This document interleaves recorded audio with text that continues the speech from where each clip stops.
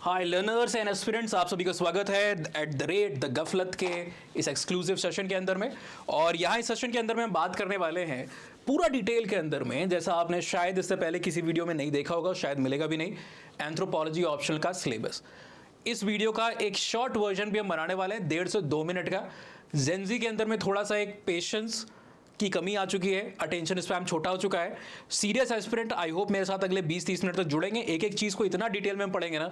UPSC का syllabus कई सारे इंस्टीट्यूट्स ने जो सिलेबस एनालिसिस किया है वो हार्डली 2 से 5-6 पन्ने के अंदर में, यहाँ पर हम 20 पन्ने के अंदर में कंप्लीट एनालिसिस करने वाले हैं, ब्रेक थ्रू करने वाले हैं, सो दैट अगर आप बिल्कुल नए हो और आप डिसाइड करने की कोशिश कर रहे हो ये ऑप्शन आपके लिए ठीक है नहीं है, या अभी अभी आप ऑप्शन के अंदर में आए हो, सिलेबस आपका मेजर हथियार होता है प्रिपरेशन के अंदर में। इस हथियार को सही से पकड़ना नहीं सीखा तो वहाँ पर एग्जामिनेशन में दिक्कतें आएंगी। तो 15-20 मिनट 25 मिनट अगर आप दे सकते हो तो वह हथियार पूरी तरीके से आप ये जो ब्रह्मास्त्र इसका संधान करना सीख जाओगे। अदरवाइज बहुत सीरियस नहीं हो अगर आप, है ना, वैसे तो हमें लगता है कि हम सभी सीरियस हैं, जिनका अटेंशन स्पैम इन शॉर्ट उतना अच्छा नहीं हो तो आप शॉर्ट वर्जन भी इसका देख सकते हो हमारी प्रोफाइल के अंदर में, वहाँ पर 1.5-2 मिनट के अंदर में हमने सिलेबस का ब्रेक थ्रू किया हुआ है। नाउ ये पूरी पीडीएफ जो है ना, आपको ये पीडीएफ दे दी जाएगी, सेंड कर दी जाएगी हमारे चैनल के ऊपर। ये यहाँ पर चैनल का नाम भी लिखा हुआ है @द गफलत। ये हिंदी वाला जो हम यहाँ पर वीडियो शूट कर रहे हैं, इसी का एक इंग्लिश वर्जन होगा जो हमारी दूसरी आईडी पे जाएगा, जिसका नाम है @द बैकबेंचर्स क्लासेस। आप सर्च करोगे मिल जाएगा, ठीक है। मैं आईडी शायद लास्ट में आपके लिए लगाया भी हुआ हूँ, वो आईडीज़ के ऊपर भी आपको जाओगे ना तो वो चीज़ मिल जाएगी। हाँ, ये देखिए आईडीज़ है, ठीक है। @एंथ्रोपोलॉजी डिकोडेड बाय उत्कर्ष सिंह पे भी भेजेंगे हम, यहाँ पर भी भेजेंगे, और क्योंकि इसको इंग्लिश में भी शूट करने जा रहे हैं तो बैक बेंचर्स क्लासेस में भी मिलेगा। लगाना मत भूलिएगा, चैनल नए हैं तो आपको डायरेक्टली सर्च में नहीं मिलेगा, लगाना जरूरी है यूट्यूब के ऊपर सर्च के दौरान में। एक और चीज़ आप में से जो है फ्रेंड्स, ऑप्शनल हमारे साथ में पढ़ना चाहते हैं, फाउंडेशन तो अभी हम शायद प्रीलिम्स के रिजल्ट के आसपास में लेकर के आएंगे, लेकिन हमारे मेंटोरशिप बैचेस जिसके अंदर में नोट मेकिंग कैसे करते हैं, फाउंडेशन के 1,500 पन्ने के note, value addition material, enrichment के लगभग 200 पन्ने के नोट आपको वहाँ पर मिल जाते हैं, प्लस टेस्ट सीरीज मिलती है, आंसर राइटिंग विद इवैल्यूएशन मिलता है। मेरे द्वारा इवैल्यूएशन होगा, मेरे द्वारा मेंटोरशिप मिलेगी, over a phone call, over a Zoom call connected रहोगे पूरे प्रिपरेशन के दौरान में। मेंटोरशिप और डाउट सेशन की अनलिमिटेड वैलिडिटी है, कभी भी कितने समय तक भी आप पूछ सकते हो जबकि आपकी तैयारी चल रही है। आई विश 1 साल में हो जाए, लेकिन अगर लेट्स बी प्रैक्टिकल, 2 साल लगते हैं, जो भी समय लगता है वहाँ पर आप साथ में रहोगे, ठीक है। कंटेंट की बाकी चीज़ों की वैलिडिटी है जिसको आप एक्सटेंड करा सकते हो एक मिनिमल फी के पेमेंट के द्वारा बाद में, लेकिन मेंटोरशिप की आपकी अनलिमिटेड वैलिडिटी है यहाँ पर, ठीक है। नोट बनाना, कौन से टॉपिक इंपॉर्टेंट है, कौन से कम इंपॉर्टेंट है, किसको पढ़ना है, किसको वीड आउट करना है, नए टॉपिक्स क्या इमर्ज हो रहे हैं, है ना, डायनेमिक क्या चीज़ों को देखें, केस स्टडीज, ये सब चीज़ आपको यहाँ मेंटोरशिप में मिल जाती है। 2 वर्जन है, एक में आंसर राइटिंग और आपके लाइव इंटरैक्टिव सेशन होते रहते हैं आए दिन, वो आपका 9,999 के अंदर में है। दूसरा जो हमारा है वो 6,999 के अंदर में, जिसके अंदर में सारी चीज़ें हैं, नोट्स है, enrichment, value addition, foundation material, सब कुछ है। रिकॉर्डेड लेक्चर भी आपको मिलेंगे 20 लेक्चर, लेकिन यहाँ पर आपका जो टेस्ट सीरीज है, आंसर राइटिंग वैल्यूएशन वाला पार्ट नहीं है। तो आप में से जो लोग इंटरेस्टेड हो वो उसको वहाँ पर ज्वाइन कर सकते हो। जल्दी से हम पहुँच जाते हैं हमारे शुरुआती पोर्शन पे। Now just like any other optional, let's try to understand, anthropology is also a 500 marks optional paper, 500 number का है, और हर ऑप्शनल की तरह ये पेपर 1 और पेपर 2 के अंदर में डिवाइडेड है। 2 पेपर्स के अंदर में इसका डिवीजन है, ठीक है। पेपर 1 जैसा कि ज़्यादातर ऑप्शनल में होता है सब्जेक्ट में, जेनेरिक होता है, थोड़ा सा जनरल बातें करता है, सामान्य बातें करता है जो सबके ऊपर एप्लीकेबल हो, किसी विशेष सोसाइटी या ग्रुप की बात वहाँ नहीं करता है। जो आपका पेपर 2 है ऑन दी अदर हैंड, ये इंडियन ओरिएंटेड है, भारत के ऊपर इसका फोकस आपको देखने को मिलता है। तो यहाँ पर ये जो आपका जेनरिक वाला पोर्शन है ना, इसके अंदर में क्या क्या टॉपिक्स आते हैं, let us try to understand. पहला जो आपका सबसे हिस्सा है, इसको आप कहते हो सोशल और कल्चरल एंथ्रोपोलॉजी या सोशियो कल्चरल एंथ्रोपोलॉजी। 2 नाम क्यों हैं? ब्रिटिश स्कूल ऑफ एंथ्रोपोलॉजी के अंदर में जो ब्रिटिश एंथ्रोपोलॉजिस्ट हैं सोशल एंथ्रोपोलॉजी शब्द इस्तेमाल करते हैं, उनके लिए सोसाइटी जो है वो फोकस का एरिया है रादर दैन कल्चर। आपस में दोनों जुड़े हुए हैं, इसके ऊपर दोनों एग्री करते हैं, कॉम्प्लीमेंट करते हैं सोसाइटी और कल्चर एक दूसरे को, ठीक है ना। सोसाइटी एक ग्रुप ऑफ पीपल है और उस ग्रुप ऑफ पीपल के द्वारा जो कस्टम आइडियाज़ वैल्यूज़ को फॉलो किया जाता है उसी को आप कल्चर कहते हो। सवाल उठता है कि फोकस किसके ऊपर है, तो ब्रिटिश एंथ्रोपोलॉजी सोशल एंथ्रोपोलॉजी बोलती है उसको, और जो अमेरिकन एंथ्रोपोलॉजिस्ट है वो उसको कल्चरल एंथ्रोपोलॉजी बोलता है। ब्रिटिश के इन्फ्लुएंस में जो भी लोग रहे, जो कॉलोनाइज रहे ब्रिटिश पावर्स द्वारा, ब्रिटेन के द्वारा, वो लोग सोशल एंथ्रोपोलॉजी का शब्द जो है उसको इस्तेमाल करेंगे। फॉर एग्जांपल ये एक स्कॉलर है, आप देखो इनकी किताब है ल्यूसी मेयर की, यहाँ पर क्या लिखा है, मैं शायद पता नहीं आपको दिख रहा है कि नहीं दिख रहा है, ये सोशल एंथ्रोपोलॉजी शब्द दिखा हुआ है, ठीक है ना, इसके अंदर में। इसी तरीके से जो हमारे दूसरे कुछ स्कॉलर्स हैं उनकी भी अगर आप किताब को देखोगे, जैसे माखन झा साहब हैं, या पुराने जो हमारे स्कॉलर्स हैं जैसे डी एन मजूमदार साहब, ये भी क्या बोलते हैं, social anthropology, introduction to social anthropology. कुछ बाद के जो यानी कि ब्रिटिश के इन्फ्लुएंस में जो रहा उसने सोशल एंथ्रोपोलॉजी बोला। जो भी देश अमेरिका से आज़ादी के बाद, अपनी अमेरिका की आज़ादी के बाद प्रभावित रहे हैं, जिससे ज़्यादा क्लोज रहे हैं, उस ट्रेडिशन को फॉलो किया उन्होंने, कल्चरल एंथ्रोपोलॉजी शब्द शुरू किया। हमारी एक शुरुआत से क्या हो गई थी, नॉन अलाइन मूवमेंट वाली चीज़ हो गई थी, और 70s के बाद में जो हमारे एंथ्रोपोलॉजिस्ट, खासकर 90s के एंथ्रोपोलॉजिस्ट रहे, उन्होंने एक न्यूट्रल टोन को यहाँ पर बनाया हुआ है। उनकी किताबों के टाइटल कुछ ऐसे होते हैं, introduction to social cultural anthropology, है ना सोशल ना कल्चरल, सोशियो कल्चरल वहाँ पर बोला जाता है। आई होप ये आपको क्लियर होगा। अब इसमें नाम से पता चल रहा है सोसाइटी और कल्चर के बारे में आप सुनोगे। इसके पहले भी हम बात करें कि एंथ्रोपोलॉजी है क्या, ये भी समझना जरूरी है, तभी आप सिलेबस को भी थोड़ा अच्छे तरीके से समझ पाओगे। नेक्स्ट आपका फिजिकल और बायोलॉजिकल एंथ्रोपोलॉजी है। यहाँ पर भी सेम है, सोशल एंथ्रोपोलॉजी के अंदर में उसको फिजिकल बोलते हैं, ठीक है ना। वो ज़्यादातर जो एक्सटर्नलाइज्ड फीचर्स हैं, फिजिकल फीचर्स है, उसके ऊपर फोकस होता है, एनाटॉमी के ऊपर फोकस होता है, मॉर्फोलॉजी के ऊपर फोकस होता है, फॉसिल्स के ऊपर फोकस होता है, प्राइमेट्स की जो हमारे अलग अलग हैं, चिंपैंजीज, मंकीज, उनमें और हमारे में क्या फिजिकल अपीयरेंस के बेसिस पे जो सिमिलैरिटीज़ हैं उनकी बात होती है। Biological anthropology on the other hand ये यहाँ पर थोड़े इंटरनल एस्पेक्ट्स की बात करती है, जहाँ पर जेनेटिक्स का इन्वॉल्वमेंट आपका हो जाता है, ठीक है ना। तो ये फिजिकल एंथ्रोपोलॉजी शब्द यूज होता है आपका कन्वेंशनली। ब्रिटिश एंथ्रोपोलॉजी में अमेरिकन बायोलॉजिकल एंथ्रोपोलॉजी का इस्तेमाल करते हैं हम लोग, या बहुत सारे लोग फिजिकल बायोलॉजिकल दोनों बोलते हैं। पढ़ना तो दोनों ही है हमें ना, एक चीज़ तो पढ़नी नहीं है। देन आपका यहाँ पर एक पोर्शन है जो कि सोशल एंथ्रो का ही हिस्सा है, लेकिन इसको आप अलग से एक सेक्शन के तौर पर भी ले सकते हो, जिसको बोला जाता है थ्योरीज, ठीक है ना। क्या बोला जाता है, थ्योरीज। मैं कलर एक दूसरा ले लेता हूँ। ये सोशल का हिस्सा ही है, सोशल एंथ्रोपोलॉजी का, लेकिन ये अपने आप में इतना ज़्यादा वाइड स्प्रेड है, डिटेल्ड आउट है, कि हम इसको एक अलग सेक्शन के तौर पे लेते हैं। सोशल एंथ्रोपोलॉजी अगर हमारा 4 हफ्ते लेता है, सैटरडे संडे मिला करके, छुट्टियां मिला करके कंप्लीट होने में, वैसे तो 3 हफ्ते में हो जाता है, पर वीकेंड पे छुट्टियां भी होती हैं आपकी, बीच में कोई फेस्टिवल वगैरह भी पड़ गया तो अलग छुट्टी होगी, टीचर का भी एक आध दिन अगर क्लास नहीं लेता है तो भी छुट्टी हो जाती है। तो उस हिसाब से थ्योरीज जो है वो भी आपका एटलीस्ट 2.5 to 3 वीक्स रहता है, छुट्टियां वगैरह मिला करके। वैसे तो 10-12 दिन का काम है यहाँ पर, लेकिन छुट्टियां और वीकेंड पड़ते हैं तो आपका लगभग 16 दिन के आसपास समय यहाँ पर लग जाता है, ठीक है। नेक्स्ट हमारा एक और यहाँ पर पोर्शन है इसके अंदर में, जो कि आपका आर्कियोलॉजिकल का पोर्शन है, और ये जनरल आर्कियोलॉजी कहलाता है ना, बिकॉज ये इंडिया की आर्कियोलॉजी, पुरातत्व की बात नहीं करता है, इंडिया के स्पेसिफिक पास्ट की बात नहीं करता है, ये इन जनरल बात करता है सारी दुनिया में स्टोन एज में क्या हो रहा था। ये आपका जीएस से भी ओवरलैप करता है। एक और चीज़ है, मैं आपको बताते चलूँ, अभी जब आप इस पूरे सिलेबस की डिकोडिंग को समझ लोगे ना, ये भी आपको समझ में आएगा कि एंथ्रोपोलॉजी कितना ओवरलैपिंग है, कितना नहीं। कई बार काउंसलर के साथ आप कनेक्ट करते हो, अब मुझे कोई अगर पूछेगा फिलॉसफी ऑप्शनल कितना ओवरलैप करता है या एग्रीकल्चर ऑप्शनल कितना ओवरलैप करता है, I have not completed the syllabus और I have not completely read that syllabus, है ना। तो शायद मुझे नाम से लगे कि एग्रीकल्चर हाँ मोटा मोटा यहाँ पर जियोग्राफी के कुछ हिस्सों में इधर उधर कहीं पे काम आ सकता है, फिलॉसफी एसे एथिक्स वगैरह में आपकी थोड़ी हेल्प कर सकता है, असमीज लिटरेचर का तो हो सकता है कहीं काम ना है। तो मैं ऐसा एक मेरा पूर्व अनुमान होगा, मेरा परसेप्शन होगा, उसके बेसिस पे मैं आपको आंसर दूंगा। काउंसलर से भी कई बार ये प्रॉब्लम होती है, उन्हें लगता है एंथ्रोपोलॉजी तो नाम ही अलग है बिल्कुल, एंथ्रोपोलॉजी का कोई चीज़ एक फीलिंग होती है कि साइंस से रिलेटेड है, तो कहते हैं आपको ज़्यादातर साइंस एंड टेक से थोड़ा बहुत ओवरलैप करेगा, नहीं तो ओवरलैप नहीं करता। But that is something a biggest fraud that is going in the industry. Anthropology is definitely one of the most overlapping optional. Top 5 optional जो ओवरलैपिंग है उसमें से एक आपका एंथ्रोपोलॉजी है। इनफैक्ट मेरा मानना है कि PSIR जियोग्राफी को अगर आप साइड रख देते हो तो प्रीलिम्स और आपका मेन से इंटरव्यू के लेवल पर जो ऑप्शनल आपको सबसे ज़्यादा कंट्रीब्यूट करता है, स्टैंड आउट करता है, वो एंथ्रोपोलॉजी है। और यहाँ पर आसानी से आप मिनिमम 90 से लेकर 130 मार्क्स की ओवरलैपिंग को GS के 4 पेपर में मिला करके देख सकते हो। बाकी जो आपकी पर्सनैलिटी के अंदर में चेंजेस लाता है वो इंटरव्यू में कॉन्ट्रीब्यूट करेगा, उसके मार्क्स को हम नहीं जोड़ रहे हैं। तो जनरल आर्कियोलॉजी है जो कि हिस्ट्री के साथ GS1 के साथ ओवरलैप करता है, स्टोन एज, पेलियोलिथिक से लेकर के जो आपका मेटल एजेस है, ब्रॉन्ज एज, कॉपर एज और आयरन एज, उसके साथ में, ठीक है। तो ये जनरल आर्कियोलॉजी वाला पोर्शन भी इसके अंदर में। देन आपका दूसरा जो पोर्शन है पेपर 2 का, वो इंडिया सोसाइटी से रिलेटेड है। वहाँ भी ऐसी ही बातें होंगी बट इंडिया की सोसाइटी से रिलेटेड होगी। अब फिजिकल बायोलॉजिकल के अंदर में तो इंडिया और बाहर बहुत ज़्यादा अलग है नहीं। हम सब होमोसेपियंस हैं, चाहे इंडियंस हो चाहे अमेरिकन्स हो। हम सब के अंदर में वही नंबर ऑफ क्रोमोसोम्स हैं। हम सब के अंदर में एक ही जैसे कुछ जीन्स हैं जो अलग अलग लोगों में कुछ डिफरेंसेस को दिखाते हैं। पॉलीमॉर्फिज्म आपको देखने को मिलता है। हाँ, रेस के बेसिस पे डिसिमिलैरिटी हो सकती है जिसको आप यहाँ पर पढ़ते हो, ठीक है। तो इंडियन वाला जो पोर्शन है, अगेन इसका सबसे पहला जो हिस्सा है वो है इंडियन आर्कियोलॉजी। पेपर 1 में आप पढ़ते हो जनरल आर्कियोलॉजी, यहाँ पर आपका है इंडियन आर्कियोलॉजी। आफ्टर दैट दूसरा जो आपका यहाँ पर हिस्सा है इंडियन आर्कियोलॉजी के बाद, ये कौन सा हिस्सा है? सेकेंड।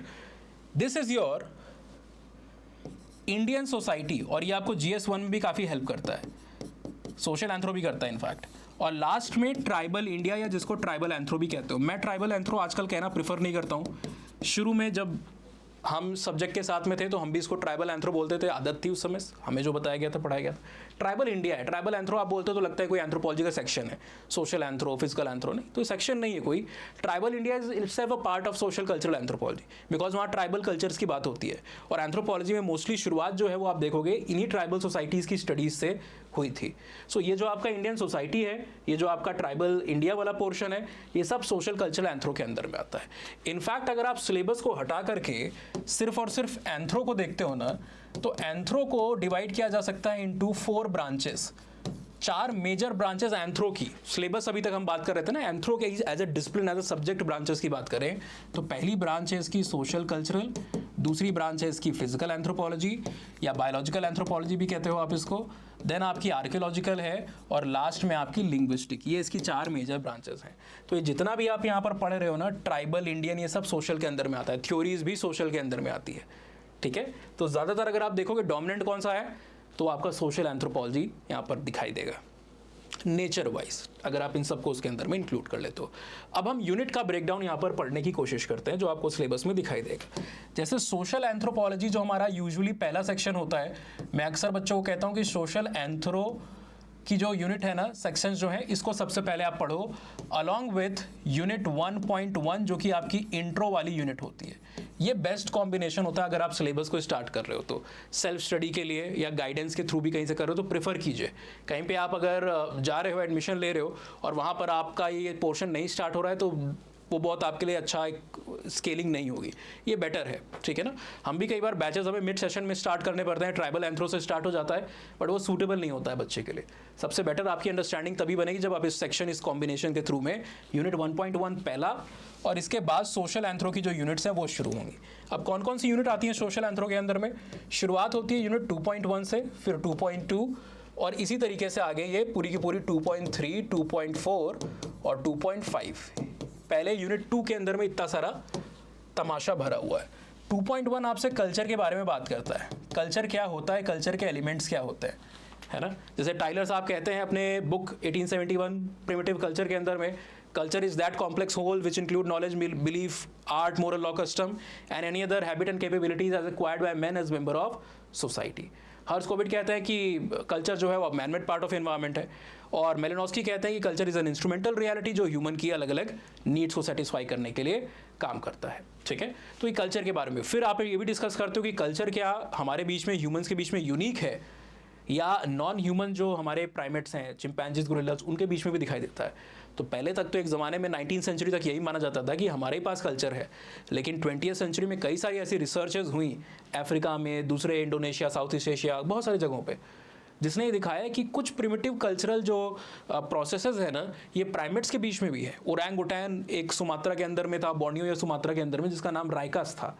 अब इसके बीच में एक ऑब्जर्वेशन किया गया कि इसको कोई लड़ाई होती है और उसमें जख्म लग जाता है ओरंग उटैन को। ओरंग उटैन एक एप है आपका, जैसे चिंपैंजीज, गोरिल्ला है। ये इंडिया के अंदर में, इनफैक्ट एशिया के अंदर में पाए जाने वाला आपका इकलौता ग्रेट एप है, ठीक है। बाकी गोरिल्ला, चिंपैंजीज हमारे यहाँ नेटिव नहीं है एशिया के अंदर में, खासकर साउथ एशिया के अंदर में। अब अपनी जख्म को ठीक करने के लिए इसने एक पेड़ को, पत्ते को तोड़ा और उस पत्ते से अपने घाव को, जख्म को क्लीन करने लगा। उसको स्क्वीज भी किया, च्यू किया, पहले उसको चबाया उसने, फिर उसका जो लिक्विड था उसको अपने जख्म के में लगाया। थोड़े समय बाद कुछ मक्खियाँ वगैरह ये सब आने लगे, कीड़े मकोड़े आने लगे, तो उसने पत्ते को अपने जख्म के ऊपर प्लेस कर दिया, है ना। जैसे हमारे पास तो ये ज्ञान है कि भाई मच्छर आए ना उस पर इन्फेक्शन हो सकता है वहाँ पर, ठीक है ना। कुछ माइक्रोब्स को लेकर के, बैक्टीरिया, वायरस, फंजाई को लेकर के आ सकते हैं, जख्म से, वूंड से डायरेक्टली वो एंटर कर सकता है। तो उसने उसको कवर भी कर लिया।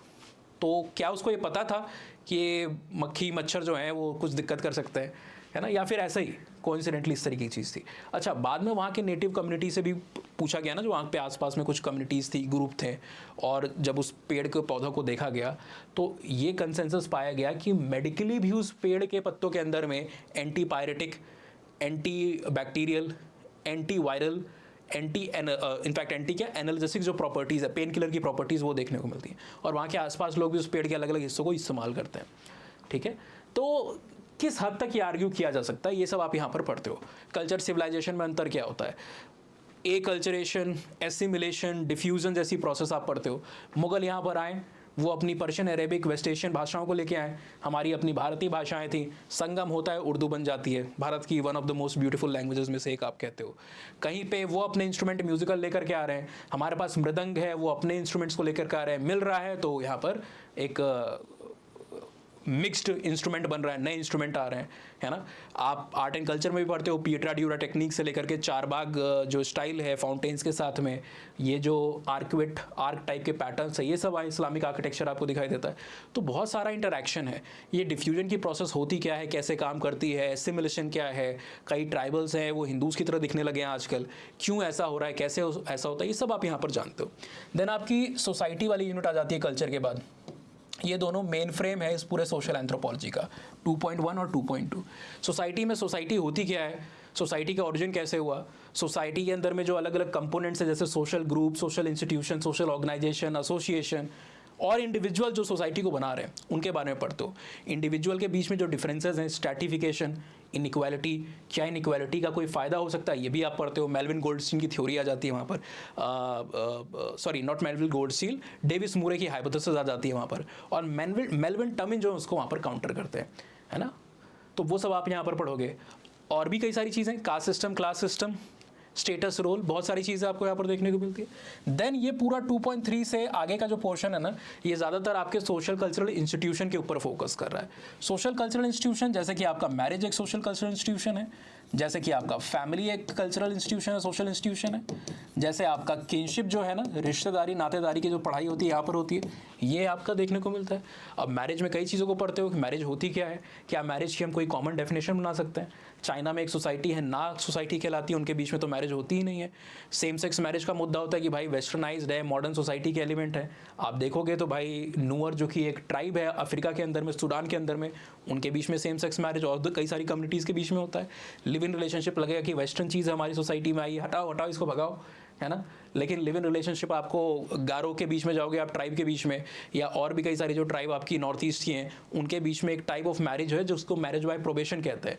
बिल्कुल रेप्लिका है लिव इन रिलेशनशिप का, जहाँ पर एक तरीके की एक कॉम्पेटिबिलिटी का टेस्ट होता है एक दूसरे का, तो वो आपको यहाँ पर देखने को मिलता है ना। कई सारी मैरिजेस हमारी ट्राइब्स के बीच में जो हमारे पुराणों में, हमारे ग्रंथों में, हमारे एपिक्स लाइक महाभारत में मेंशन है। जैसे मैरिज बाय कैप्चर आप यहाँ पर पढ़ते हो, ताकत का इस्तेमाल करके अपने पार्टनर को एक्वायर कर लेना। भीष्म पितामह को आप देखोगे, उन्होंने अंबिका अंबालिका को उठा करके ले आए अपने भाई विचित्रवीर्य के लिए, marriage by capture. Marriage by elopement आप पढ़ते हो, तो चाहे रुक्मणी जी की मैरिज हो कृष्ण जी के साथ, चाहे सुभद्रा की मैरिज अर्जुन के साथ, है ना। इलोपमेंट कैप्चर में अंतर क्या है ना, भगा ले जाना, भाग जाना, पकड़ करके ले आना, इनमें अंतर क्या है वो आप पढ़ते हो। ऑलराइट, तो मैरिज के टाइप, नेचर, सिंपल सोसाइटीज़ में जो मैरिज है, मोनोगैमी होती है, सीरियल मोनोगैमी है, नॉन सीरियल मोनोगैमी है ना। ऋतिक रोशन की जो शादी है उसको आप नॉन सीरियल मोनोगैमी के अंदर में, सॉरी अभी तक नॉन सीरियल मोनोगैमी के अंदर में डालते हो। आमिर साहब की जब आप बात करते हो तो उसको आप सीरियल मोनोगैमी के अंदर में डालते हो, ठीक है। इसी तरीके से हमारी जो पॉलीगैमी के केसेस होते हैं, पॉलीगैमी क्यों होता है, कुछ सोसाइटी में एक से ज़्यादा हस्बैंड, एक से ज़्यादा वाइफ है, क्या रीज़न उसके दिखाई देते हैं, तो इसके economic, functional, social, institutional, political functions को समझने की कोशिश करोगे, सिर्फ ऊपर ऊपर से नहीं देखोगे, है ना। तो ये सब आपको समझाया जाता है। मैरिज का इंस्टीट्यूशन क्या, उसकी डेथ हो रही है, मैरिज क्या आगे जाके गायब हो जाएगा। अच्छा, मैरिज आया कैसे, शुरुआत के समाज के अंदर में क्या रूल्स होते थे, मैरिज के कोई रूल्स होते नहीं थे, आपस में ये लोग, कोई भी भाई बहन वहाँ पर देख ही नहीं रहा है, कोई भी शादी वहाँ पर कर सकता है, इसको एक प्रोमिस्कुअस स्टेज कहा जाता था। फिर ग्रुप मैरिज आई और मैरिज का इवोल्यूशन होते रहा, है ना। तो ये सब पढ़ोगे। मैरिज के अंदर में जो पेमेंट है, आप देखते हो कि डावरी की एक सिस्टम यहाँ पर है, पर डावरी से ज़्यादा मोस्ट ऑफ द सोसाइटीज़ के बीच में एटलीस्ट टिल 1990s जो डोमिनेंट फॉर्म ऑफ मैरिज था ना, वो क्या होता था, मैरिज पेमेंट होता था, वो क्या होता था, ब्राइड प्राइस होता था। जहाँ पर डावरी का बिल्कुल उल्टा है, लड़की वालों को, उनके घर वालों को पैसे मिल रहे हैं लड़कों वालों की तरफ से। उसका रीज़न क्या था, ऐसी क्यों प्रैक्टिस है। इंडिया में भी बहुत सारी, मोस्ट ऑफ द ट्राइब्स के बीच में या तो है या तो रहा है पास्ट के अंदर, ये सब जानते हो। फैमिली क्या, जॉइंट फैमिली डिसइंटीग्रेट हो रही है, फैमिली का ओरिजिन कैसे हुआ, ये सब आप यहाँ पर अगली यूनिट में पढ़ते हो। अर्बनाइजेशन का, फेमिनिस्ट मूवमेंट का क्या एक इन्फ्लुएंस रहा है। फिर किनशिप में पढ़ते हो, कई जगहों पे आपने देखा होगा देवर और जो भाभी हैं वो हंसी मजाक कर सकते हैं, लेकिन जो जेठ हैं, एल्डर ब्रदर, और जो भाभी है, जो यंगर सिस्टर इन लॉ है, उनके बीच में मजाक नहीं हो सकता। जीजा साली के बीच में हो सकता है ना, लेकिन जीजा जो उनकी मतलब बड़ी जो बहन है उसके साथ यूजुअली उतना मजाक नहीं होता है। तो इसके क्या रीजंस हैं, ये जो सोशल कस्टम्स हैं। कई बार आप देखोगे इंडियन वुमेन अपने हस्बैंड का डायरेक्ट नेम नहीं लेती हैं। आपको सिर्फ लगता है कि इंडिया के अंदर में पति परमेश्वर वाला आइडिया है, इसलिए नाम नहीं लिया जाता है, पति को परमेश्वर माना जाता है। भाई भगवान का तो नाम लेते हैं, विष्णु जी का व्रत रख रहे हैं, इनका व्रत रख रहे हैं, तो उस पति का क्यों नहीं रखें, है ना। रिस्पेक्ट हो सकती है बट नाम क्यों नहीं लेंगे। तो इन सब के आप फंक्शनल एंथ्रोपोलॉजिकल रीजन समझते हो जो आप सोसाइटी में डे टू डे देख रहे हो। कई कस्टम है जिसका आपके स्क्रिप्चर्स में कोई मेंशन नहीं है। इस दिन हेयर नहीं वॉश करना है, शाम को झाड़ू नहीं लगाना है, नेल्स नहीं काटना है, नॉनवेज इस दिन खा सकते हो, इस दिन नहीं खा सकते हो। इसको टाइलर नाम के एक स्कॉलर ने समझाया कि भाई सर्वाइवल्स का कंसेप्ट होता है। तो आप एंथ्रोपोलॉजिकली पूरी सोसाइटी कल्चर को इन अ नटशल समझने की कोशिश करोगे। तो ये आपका एक यूनिट 2 के जो सब पार्ट्स हैं आपके। फिर आपकी यूनिट आ जाती है 3, 4 और 5। नाउ यूनिट 3 जो है वो इकोनॉमिक एंथ्रोपोलॉजी की यूनिट है, इकोनॉमिक एंथ्रोपोलॉजी की यूनिट है। यूनिट 4 पॉलिटिकल एंथ्रोपोलॉजी की यूनिट है, और यूनिट 5 जो है वो आपकी एंथ्रोपोलॉजी ऑफ रिलीजन की यूनिट है। ठीक है। इकोनॉमिक एंथ्रोपोलॉजी में पहले तो ये डिबेट है कि भाई कि हम मॉडर्न सोसाइटी को अर्थशास्त्र में पढ़ने के लिए, इकोनॉमिक्स में पढ़ने के लिए जिन रूल रेगुलेशंस को फॉलो करते हैं, क्या वही सेम रूल रेगुलेशंस को अप्लाई किया जा सकता है सिंपल सोसाइटीज़, आदिवासियों के और बाकी समुदायों की स्टडी के ऊपर। क्यों? बिकॉज हमारे बीच में जो कई सारी टेंडेंसी है वो उनके बीच में होती ही नहीं है। इसको आप डिटेल में पढ़ोगे, कई सारी स्टडीज़ हैं, है ना। हमारी इकोनॉमी उनकी इकोनॉमी कैसे अलग है। पैपुआ न्यू गिनी में वर्ल्ड वॉर फर्स्ट के समय में एक स्कॉलर है जिनका नाम है मेलिनोस्की। वो जाते हैं और उनको दिखाई देता है कुला नाम का एक्सचेंज सिस्टम ट्राइबल्स प्रैक्टिस कर रहे हैं। वो बड़े शॉक हो जाते हैं कि ये क्या कर रहे हैं ये ट्राइबल्स। उनको समझ में नहीं आता है कि what are these tribals doing, ये कहीं बेवकूफ़ तो नहीं है। कौड़ियाँ जो होती है ना, शेल्स कहते हो इंग्लिश में, इससे बने हुए ऑर्नामेंट्स को जिसकी एक पैसे की कीमत नहीं होती है, समंदर के किनारे तो शेल्स वगैरह आपको आसानी से मिल सकता है। मोरंग वोरंग के अंदर में शेल्स आपको बड़े आसानी से रेत बालू में मिल जाते हैं। उससे बने हुए ऑर्नामेंट्स को एक्सचेंज करने के लिए एक सिंपल सी बोट भी नहीं कहोगे आप, कैनो या राफ्ट कहोगे, नौका के अंदर में, जिसको वा या वागा बोला जाता है, वो समंदर की जर्नी पे जा रहे हैं और अपनी लाइफ को रिस्क में डाल रहे हैं। क्या रीज़न है भाई, क्या मिल रहा है उनको, तो उसको फंक्शनलिस्ट वे में आप पढ़ते हो, है ना। उसका क्या रीज़न है, सिंपल सोसाइटीज़ की इकोनॉमी हमारी कैसे अलग होती है, ये सब आप पढ़ते हो। इकोनॉमी का इवोल्यूशन कैसे हुआ, पहले लोग हंटिंग गैदरिंग करते थे, फिर दूध का उत्पादन करने लगे, एनिमल को डोमेस्टिकेट किया, फिर प्लांट का डोमेस्टिकेशन हुआ, किसानी शुरू हुई, फिर बाकी आपका सारा पोस्ट जो नियोलिथिक चेंजेस हैं वो आपके आए। इसी तरीके से हमारे और political system, political organisation of simple society में क्या अंतर है। बैंड और ट्राइब के लेवल कैसे अलग है सेंट्रलाइज सिस्टम से, या टेरिटरी का आइडिया बाउंड्री या बॉर्डर से कैसे अलग है। हमारे जैसे स्क्रिप्चर्स है ना, आप देखोगे किंगडम्स के लेवल पर या चीफडम्स के लेवल पर क्या होता था, क्या होता था आपको देखने को मिलेगा। यू विल फाइंड दैट इस टाइम पीरियड के अंदर में आपका बॉर्डर्स का कंसेप्ट नहीं होता था, टेरिटरी का कंसेप्ट होता है। टेरिटरी और बॉर्डर में क्या अंतर है। टेरिटरी की जब आप बात करते हो ना, तो it is basically based upon the geographical features and the landmarks. मतलब क्या है, जैसे आप विष्णु पुराण को देखोगे, वहाँ पर क्या लिखा है, उत्तरम यत समुद्रस्य हिमाद्रश्याच दक्षिणम वर्षम तद नाम भारत भारतीयत संतति। तो जियोग्राफिकल फीचर्स के, लैंडमार्क्स के बेसिस पे यहाँ पर चीज़ों को समझाया गया है कि एक तरफ हिमालय है, एक तरफ समुद्र है, उसके बीच में जहाँ पर भरत की संतति यानी इसकी संतानें जहाँ पर के आपको देखने को मिल रही हैं, ये भारत का एक आइडिया वहाँ पर बताया गया जियोग्राफिकल लैंडमार्क्स के तौर पे। बिकॉज पहले थोड़ी ना ये सब लैंडमार्क्स, ये कोऑर्डिनेट्स और दुनिया भर की चीज़ें होती थी, है ना। तो लूज था आइडिया। मॉडर्न सोसाइटीज़ में, मॉडर्न स्टेट के अंदर में बॉर्डर्स का आइडिया था जो प्रिसाइज होता है काफ़ी, है ना। कि पहाड़ों पेड़ों के बेसिस पे नहीं आपने बताया कि हमारा कौन सा एरिया है, तुम्हारा कौन सा एरिया है, प्रिसाइज एरिया वहाँ पर होता है। तो ये सब आप यहाँ पर पढ़ते हो। हमारी सोसाइटी और जो ट्राइबल सोसाइटी उसमें पॉलिटिकल ऑर्गेनाइजेशन कैसे अलग है, उनका दंड देने का लॉ जस्टिस हमारे से कैसे अलग है। कई ट्राइबल्स में ब्लड फॉर ब्लड होता है, खून का बदला खून। कई सोसाइटीज़ में रैप की बैटल होती है। रैप समझते हो ना, वो जो रैप हनी सिंह वगैरह गाते हैं, ये रैप से डिसाइड होगा कि कौन कसूरवार है कौन कसूरवार नहीं है। कई सोसाइटीज़ में है कि कोयले को, आपके बर्निंग को, चारकोल को आपके टंग पे रखा जाएगा, अगर आप उसको टच कर पाए मतलब रख पाए तो आप बेकसूर हो, अदरवाइज आप कल्प्रिट हो। अगर भाग गए या बेहोश हो गए या डर गए।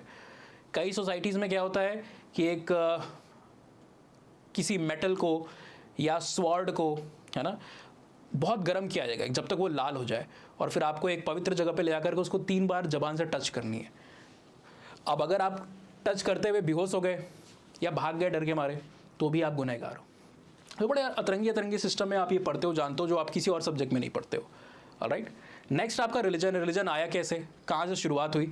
एक समय तो कोई रिलीजन नहीं था ना। आप जितने रिलीजन को आज जानते हो इससे 1000 गुना ज़्यादा रिलीजन आके ख़त्म भी हो चुके हैं। आज जो रिलीजन है, आज से हो सकता है आने वाले 5000 साल बाद इनमें से एक भी रिलीजन ना हो। ठीक है, आते रहते हैं रिलीजन। हमें लगता है हमारा रिलीजन अनंत है हमारे समय में, लेकिन ऐसे कितने रिलीजन आए और चले गए। उनके प्रैक्टिसर्स जो प्रैक्टिस करने वाले थे वो भी चले गए। तो रिलीजन कैसे बनते हैं, कैसे आते हैं, कैसे हम इनको पढ़ें समझें। दुनिया के अलग अलग फॉर्म्स के रिलीजन। ट्राइबल्स के बीच में क्या रिलीजियस बिलीव है, ट्राइबल्स के बीच में एनिमिज्म है, ट्राइबल्स के बीच में एनिमेटिसिज्म है, उनके बीच में आपको फेटिशिज्म देखने को मिलेगा, एंथ्रोपोमॉर्फिज्म मिलेगा, उनके बीच में नेचरिज्म यानी प्रकृतिवाद दिखाई देगा। इन सब चीज़ों को आप पढ़ते हो। अलग अलग मैजिक किस तरीके के होते हैं, प्रोटेक्टिव, प्रोडक्टिव और destructive, black magic, white magic, इनके एलिमेंट्स क्या होते हैं, इनके ऊपर रिसर्चेस जो है फ्रेजर जैसे स्कॉलर्स की, उसको आप यहाँ पर पढ़ने वाले हो। जो तांत्रिक होते हैं, जो सॉर्सरर्स होते हैं, जो विचेस होती है जिनको हिंदी में चुड़ैल बोला जाता है, प्रॉफिट्स को पढ़ोगे, प्रीस्ट पंडित पुरोहित को पढ़ोगे, शमन को पढ़ोगे। इन सब के बारे में यहाँ पर डिटेलिंग आपको मिलेगी इस पूरे यूनिट में। तो ये सोशल एंथ्रो की यूनिट्स हैं। नाउ इसके अलावा सोशल एंथ्रो में 2 और यूनिट आ जाती हैं जिसको भी हम यहाँ पर डिस्कस कर लेते हैं। नेक्स्ट जो आपकी यूनिट है, एक यूनिट है 7 और लास्ट यूनिट है 8। 6 वाली यूनिट कहाँ गई, 6 वाली यूनिट थ्योरी वाली, जिसको हम अलग से डिस्कस करते हैं। It is part of social anthro, पर वो इतनी बड़ी है कि एक सेक्शन के तौर पे अकेले है, तो उसको हम अलग सेक्शन के तौर पे डिस्कस करते हैं। तो 7th जो आपका यहाँ पर यूनिट है ना, ये आपकी वही लैंग्वेज वाली है। ये एक तरीके से रिप्रेजेंटेटिव यूनिट है लिंग्विस्टिक एंथ्रोपोलॉजी की। लैंग्वेज क्या होती है, लैंग्वेज की शुरुआत कैसे हुई। कम्युनिकेशन तो बहुत सारे जानवर करते हैं, ऑर्गेनिज्म करते हैं, पर लैंग्वेज का इस्तेमाल करके जिसमें ग्रामर है, सिंबल्स एक्सेट्रा है, वो सिर्फ हम करते हैं। ये यूनिक एबिलिटी हमारे पास कैसे आई। तो origin of language and communication सुनोगे, अलग अलग जो थ्योरीज है, evolutionary theory, scientific, non scientific theory, वो सब आप यहाँ पर पढ़ते हो। Types of communication and language, verbal communication क्या है, नॉन वर्बल कम्युनिकेशन क्या है, ठीक है ना। इसके अलावा सोशियो और एथनोलिंग्विस्टिक की फील्ड है। मतलब क्या है, सोसाइटी जो लैंग्वेज है ना, उसका एक सोशल कॉन्टेक्स्ट होता है। मतलब लैंग्वेज का यूज़ किस टोन में आप बात करो, कैसे बात कर रहे हो, क्या वर्ड्स यूज़ कर रहे हो, ये सब एज, सेक्स, स्टेटस एक्सेट्रा पे डिपेंड करते हैं। सिंपल एग्जांपल देता हूँ, स्टेटस का एग्जांपल देते हैं, कैसे किसी का स्टेटस आपके शब्दों के चयन को इन्फ्लुएंस कर सकता है।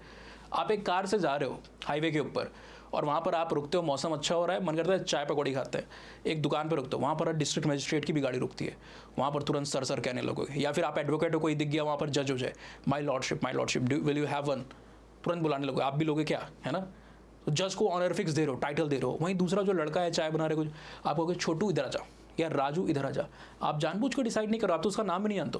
ये चीज़ सबकॉन्शियसली, इनइक्वालिटी जो है, समानता जो है, लोगों के स्टेटस जो है, कि एक ये डीएम है इसका स्टेटस ऊंचा है, ये एक टपरी पे काम करने वाला इंसान इसका स्टेटस छोटा है, ये सबकॉन्शियसली इम्प्लांटेड है आपके दिमाग के अंदर में, और वो चीज़ आपके लैंग्वेज के अंदर में दिखाई देती है। तो लैंग्वेज का एक सोशल कॉन्टेक्स्ट भी है, एज, सेक्स, एजुकेशन, बहुत सारी चीज़ें इसके अंदर में आते हैं। ऐसे ही लिंग्विस्टिक जो लैंग्वेज है, लिंग्विस्टिक एलिमेंट जो है, इनका एक कल्चरल कॉन्टेक्स्ट भी है। लैंग्वेज हमारे एक्शन और परसेप्शन को भी इन्फ्लुएंस कर सकती है। हमारी दुनिया कैसे हम देखते हैं ना, दुनिया में इतना मतभेद क्यों है, कोई कुछ करता है, कोई उसका अपोजिट करता है, कोई मूर्ति की पूजा करता है, कोई कहता है मूर्ति पूजा गलत है, कोई बीफ कंज्यूम करता है, कोई कहता है बीफ कंजम्पशन गलत है, कोई कहता है ये ब्लैक है, कोई कहता है ये ब्लैक नहीं वाइट है। तो ये क्यों चीज़ें आपको दिखाई देती हैं, बिकॉज कहीं ना कहीं लैंग्वेज हमारे परसेप्शन को इन्फ्लुएंस करी, हम कैसे दुनिया को देखते हैं। आपको जान के हैरानी होगी, हमारे कल्चर में, जो हमारे सोसाइटी में हिंदी इंग्लिश इन भाषाओं में कई सारे जो आइडियाज़ हैं ना, कई सारे जो वर्ड्स हैं, वो चीज़ें आपको ट्राइबल्स के बीच में, कुछ ट्राइबल्स के बीच में नहीं दिखाई देती हैं। उनके यहाँ पर वो आइडियाज़, वो कंसेप्ट एग्जिस्ट ही नहीं करते हैं, उनका वर्ल्ड व्यू, उनकी दुनिया हमसे पूरी तरीके से अलग आपको दिखाई देगी। तो ये सब पढ़ने में काफ़ी मज़ा आपको आएगा इस सेक्शन में। यहाँ पर सोशल एंथ्रो का एक हिस्सा हमारा खत्म होता है। थ्योरीज को ऑल्दो हम यहाँ पर डिस्कस कर सकते हैं, ठीक है। यूनिट 6 जो हमारी है, कहने को तो एक यूनिट है लेकिन इसके अंदर में एटलीस्ट 10 थ्योरीज का कलेक्शन है। अब इनमें से जो 10 थ्योरीज है ना, हम जल्दी से स्लाइड पे आ जाते हैं, ये वहाँ पर अच्छे से लिखी हुई है। चलिए आ जाते हैं हम लोग यहाँ पर। कल्चर, सोसाइटी, मैरिज हो गया हमारा, फैमिली, किनशिप, पॉलिटी, रिलीजन ही हो गया। थ्योरीज पे आ जाते हैं। थ्योरीज में आपकी 10 थ्योरीज हैं। इनमें से शुरुआत की जो 4 थ्योरीज है, यहाँ पर 5 लिखा है पर 4 थ्योरीज जो है ना वो आपकी क्लासिकल थ्योरीज कहलाती हैं, और बाद की जो आपकी 6 थ्योरीज हैं वो आपकी थोड़ी लेटर थ्योरीज या मॉडर्न थ्योरीज कहलाती हैं। पहली जो थ्योरी है वो आपकी इवोल्यूशनिज्म है, जो कहती है कि भाई जो भी चीज़ों को आप देख रहे हो ना सोसाइटी के अंदर में, ये जो सिमिलैरिटी डिससिमिलैरिटी है, इसको इवोल्यूशनरी कॉन्टेक्स्ट में पढ़ा जा सकता है ना। तो अभी हम बहुत डिटेल में जाएंगे तो वीडियो और बहुत लंबा हो जाएगा, और इसलिए उतना डिटेल में जाते नहीं है। थ्योरीज बेसिकली अलग अलग तरीके से कल्चर के फिनोमेना को, सोसाइटी को एक्सप्लेन करने की कोशिश करती है। कल्चर सोसाइटी को लेके हमारे दिमाग में जो भी व्हाट, व्हेन, हाउ और व्हाई जैसे सवाल आते हैं ना, उसको एड्रेस करने का अटेम्प्ट करती है। रिलीजन क्या है, what it is, how it came into existence, कहाँ से आया, व्हाई डज एग्जिस्ट, क्यों उसको एग्जिस्ट करने की ज़रूरत है। हर एक कंपोनेंट, कोई भी चीज़ कल्चर रिलीजन से सोचते हुए आप सोचोगे, ये पोर्शन पढ़ने के बाद आप दुनिया की सारी चीज़ों को अपने आसपास इन थ्योरीज के माध्यम से एनालाइज कर सकते हो। तो इवोल्यूशनरी थ्योरी पहली है, डिफ्यूजन है, फिर आपकी फंक्शनलिज्म है, स्ट्रक्चरल फंक्शनलिज्म एक ही में है, और फिर आपकी लास्टली चौथी थ्योरी जो है वो स्ट्रक्चरलिज्म है। ये आपकी क्लासिकल थ्योरी है, 4 मेजर पिलर से थ्योरीज के। फिर आपकी एक थ्योरी है कल्चर पर्सनैलिटी, जो बीच में आती है, जो ना तो पूरी तरीके से क्लासिकल है ना पूरी तरीके से मॉडर्न है, ठीक है ना। इसका पीक हमें मिड 20th, वर्ल्ड वॉर 2 के बीच में देखने को मिलता है, मिड 20th सेंचुरी में, जो कल्चर और पर्सनैलिटी के बीच में एनोलॉजी दिखाई देती है। आप जब यूथ में होते हो, एडोलेसेंस में होते हो, चिड़चिड़ापन क्यों होता है, रिबेलियस एटीट्यूड क्यों होता है, पेरेंट्स से झगड़ा कर रहे हो आप, है ना, अपने ही कोई सही समझ रहे हो, उस एज में आप जाते हो तो फिर वो सेम चीज़ आपके साथ होती है। इसका रीज़न क्या है, क्या ये कल्चर की वजह से है या ये बायोलॉजी की वजह से, हार्मोनल चेंजेस की वजह से जो यूथ में हमारे आते हैं, ये पढ़ोगे, इसके लोग रिसर्चेस पढ़ोगे। कल्चर कैसे हमारे पर्सनालिटी को इन्फ्लुएंस करती है, हमारी इनिशियल अपब्रिंगिंग कैसे हमारी पर्सनालिटी को शेप करती है, हम क्या बनते हैं बाद में जाकर के, बड़ी इंटरेस्टिंग चीज़ है इसके अंदर में। देन आपका ये पूरा का पूरा जो लेटर थ्योरीज है, जिसमें न्यू इवोल्यूशनरी थ्योरी है, जो इवोल्यूशन को डिफेंड करने की कोशिश करती है। कल्चरल मटीरियलिज्म, इंडिया के अंदर में कई स्टडी हुई है इसकी, मुस्लिम्स के बीच में या वेस्ट एशिया की कंट्रीज़ के बीच में पिग को क्यों विलीफाई किया जाता है, पिग को अच्छा एनिमल क्यों नहीं माना जाता है। इसी तरीके से इंडिया के अंदर में काऊ या कैटल क्यों सेक्रेड है, ये आप जानने को यहाँ पर मिलेगा कल्चरल मटीरियलिज्म के हिसाब से, ठीक है ना। नेक्स्ट है सिंबॉलिक इंटरप्रेटिव थ्योरी, कि भाई कई बार कल्चर की सारी मीनिंग कॉन्टेक्स्ट सिंबल्स के रूप में छुपा हुआ था, और सिंबल्स कई बार ऐसी चीज़ें बता या दिखा सकते हैं जो आप या एक लेमैन ऊपर के एनालिसिस से नहीं देख सकता। इसीलिए हमारी जो स्टडी है वो एमिक पर्सपेक्टिव के द्वारा होनी चाहिए। हमें सरफेस लेवल पर चीज़ें नहीं देखना है। कल्चर जो है वो एक अनियन की तरह है, वो लेयर बाय लेयर आप खोलते जाओगे ना, तब जाकर के आपको असली कल्चर दिखाई देगा। तो ये सिंबॉलिक एंथ्रोपोलॉजी, इंटरप्रेटिव एंथ्रोपोलॉजी की थ्योरी यहाँ पर आ जाती है। नेक्स्ट कॉग्निटिव थ्योरीज हैं, ये भी एमिक पर्सपेक्टिव को प्रमोट करती है। एमिक एटिक का मतलब क्या समझ लो सिंपल भाषा में, एटिक में दूसरा क्या लेटर आ रहा है, टी आ रहा है, एमिक में क्या आ रहा है, एम आ रहा है। एटिक का मतलब टी आ रहा है, तो तुम्हारा आउटसाइडर्स का पर्सपेक्टिव किसी एक कल्चर के बारे में, हमारी कोई प्रैक्टिस उसके बारे में, एक ऑब्जर्वर उसको देखने वाला क्या सोचता है, कैसे देख रहा है, वो आउटसाइडर पर्सपेक्टिव, उसको एटिक पर्सपेक्टिव कहते हैं। एमिक पर्सपेक्टिव एम आ रहा है, एमिक मेरा इनसाइडर्स पर्सपेक्टिव, हम अपने कल्चर को देख करके क्या समझते हैं। जैसे जब कास्ट सिस्टम को या सती को या इन सबको एबॉलिश किया जा रहा था ना, कई हमारे अपने लोग उसके विरोध में थे, बिकॉज वो इस चीज़ को हमारे सोशल सिस्टम का पार्ट देखते हैं, उनका इनसाइडर पर्सपेक्टिव है। बाहर वाला देख रहा है तो उसको डेरोगेटरी एक तरीके से प्रैक्टिस के तौर पे देख रहा है, ठीक है। लास्ट में पोस्ट मॉडर्निज्म आता है। It is a very funny thing, मैं अक्सर बच्चों को सेम एग्जाम्पल बताता हूँ कि जब आपकी सारी आप 9 थ्योरी पढ़ लेते हो तो 10वीं थ्योरी आती है पोस्ट मॉडर्निज्म, कहती है वो देखो कैमरा लगा हुआ है, आपके साथ में प्रैंक हो रहा था। ये सारी थ्योरीज को डिनाई करती है कि कोई थ्योरी भी सही नहीं है, सारी थ्योरी गलत है। Truth is not absolute, truth is a construction, कुछ भी सत्य नहीं है, सारी थ्योरी को डिस्ट्रॉय कर दो, ऐसा यहाँ पर इसका कहना है। ऑल्दो इसके अंदर में अलग अलग स्कॉलर्स हैं, सब डिस्ट्रॉय करने की बात नहीं कहते हैं, जब हम जाएंगे तो वहाँ पर पढ़ेंगे। Now give me just 1 second, let me have a little water, है ना। और सोशल एंथ्रो हमारे यहाँ पर ख़त्म होता है। अब हम आगे बात करेंगे जो हमारा अगला टॉपिक है, that is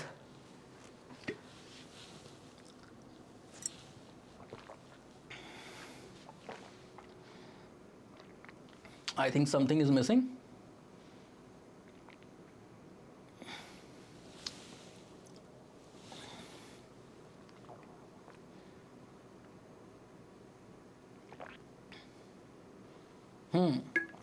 Yes, this part was missing, I think.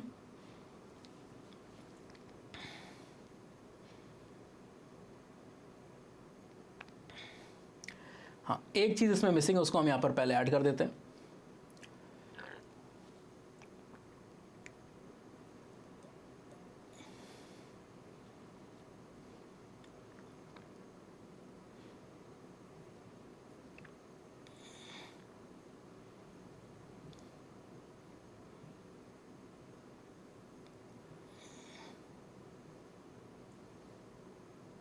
Yes, correct. Sequence के हिसाब से यहाँ पर, बिकॉज हम सेक्शन के हिसाब से देख रहे हैं. एंथ्रोपोलॉजी में एक बड़ी निराली चीज़ है, मैं आपको बताता हूँ.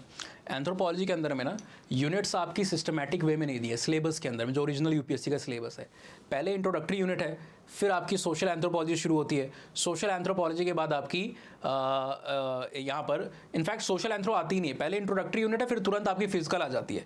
फिजिकल के बाद आर्कियोलॉजिकल, फिर सोशल आती है, और फिर सोशल के बाद आपका वापस से फिजिकल आ जाता है, और फिजिकल के बाद फिर से आर्कियोलॉजिकल आ जाता है. तो बड़ा अब्रप्ट यहाँ पर है. हम जब इसको पढ़ते हैं या कहीं भी ठीक जगह पर जब आप पढ़ाई करते हो या सेल्फ स्टडी भी करो ना, तो इसको एक सेक्शन वाइज अप्रोच में पढ़ना चाहिए.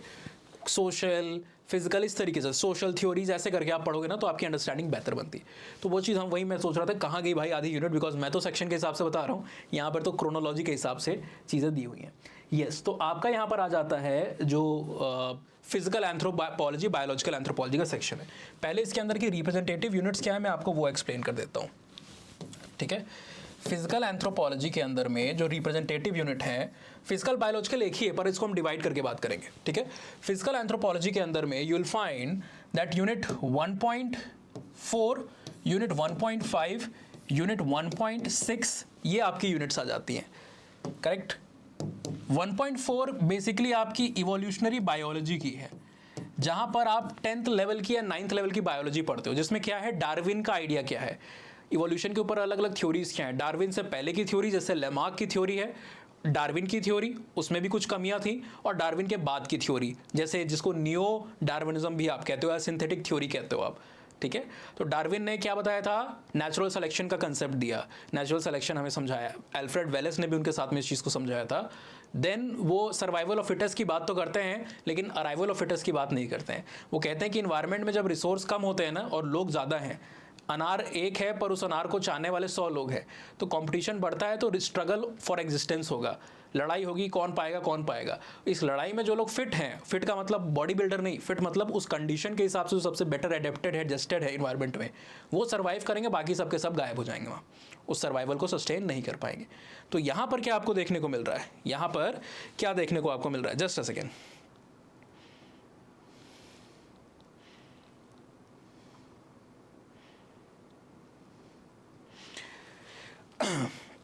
यस. तो सर्वाइवल तो बता दिया, पर ये फिटेस्ट आ कहाँ से रहे, ये जो फिटनेस है, कोई ट्रेड ज़्यादा एडेप्टेबल है, ज़्यादा बढ़िया, वो आया कहाँ से, ये नहीं बता पाए. तो ये किसने बताया, बाद में मेंडल और बाकी लोग बताते हैं, है ना. इनहेरिटेंस कैसे हो रहा था ये नहीं बता पाते हैं डार्विन, तो मेंडल आके बताएंगे इनहेरिटेंस कैसे होता है. इनहेरिटेंस के 3 लॉ देते हैं, law of dominance, law of segregation, independent assortment. और अराइवल ऑफ फिटेस्ट कहाँ से हो रहा है वो नहीं बता पा रहे थे. इसको बताने की ह्यूगो डिवरीज ने म्यूटेशन की थ्योरी दी, है ना. सिविल राइट ने जेनेटिक ड्रिफ्ट की थ्योरी दी. वहाँ पर आप देखते हो कि जो जेनेटिक रिकॉम्बिनेशन है उसको समझा और पढ़ा गया. तो बहुत सारे स्कॉलर्स ने कंट्रीब्यूट किया. तो इवोल्यूशनरी बायोलॉजी में आप यही सारी theories explaining the phenomena of evolution पढ़ते हो आप. ठीक है. इवोल्यूशन आपका एंथ्रो में बड़ा यूनिक है, 2 जगह पर है. एक सोशल इवोल्यूशन आप पढ़ते हो कि समाज के अंदर में भी चीज़ें जो इंस्टीट्यूशन है, मैरिज वगैरह, फैमिली इवॉल्व की है, रिलीजन इवॉल्व किया है. पहले नो रिलीजन था, फिर एनिमिज्म आया, लोगों ने सोल में बिलीव शुरू किया.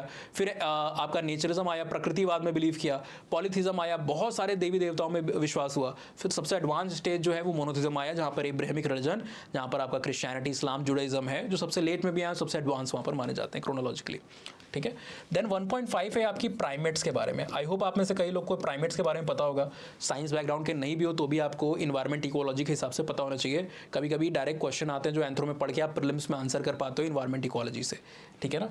देखिए, आपने बचपन में 5 किंगडम क्लासिफिकेशन तो पक्का पढ़ा होगा. लीनियस के बारे में सुना होगा, रॉबर्ट एच विटेकर के बारे में सुना होगा, है ना, इनके क्लासिफिकेशन के बारे में, अर्नस्ट हेकल के क्लासिफिकेशन के बारे में सुना होगा। तो 2 किंगडम, 3 किंगडम, 5 किंगडम क्लासिफिकेशन काफ़ी बार आपने सुना होगा। अब इसमें क्या क्या होता है क्लासिफिकेशन में?